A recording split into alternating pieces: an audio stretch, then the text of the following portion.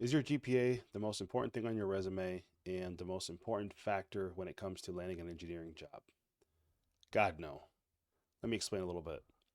Number one, every decent company has some kind of a GPA cutoff, which usually lies somewhere between 2.8 to 3.0.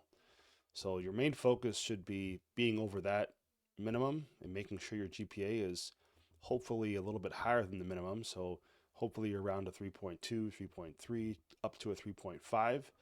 But after that, I would say that your GPA should not be your main focus, and you shouldn't be sweating bullets if your GPA is not up at a 3.7, 3.8, 3.9. As a matter of fact, if I'm looking at a candidate, looking at a resume, if I start to see GPAs above a 3.8 and I see a 3.9 to 4.0, I'm probably a little bit more alarmed at what kind of other experiences outside of classwork does this person have, and are their social skills high enough where working on a team and getting along with people is not going to be an issue.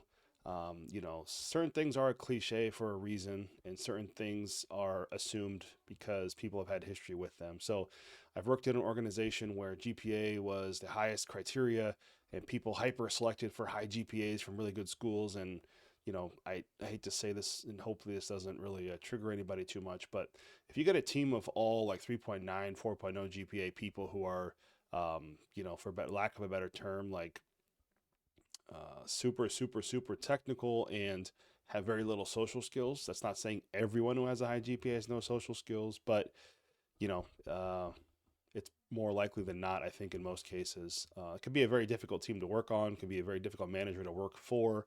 It could be a very difficult place to thrive and to actually feel like you're part of a team and enjoy going to work every day. So I would say GPA is not everything. As long as you're above the cutoff, focus on other things, focus on how to sell yourself.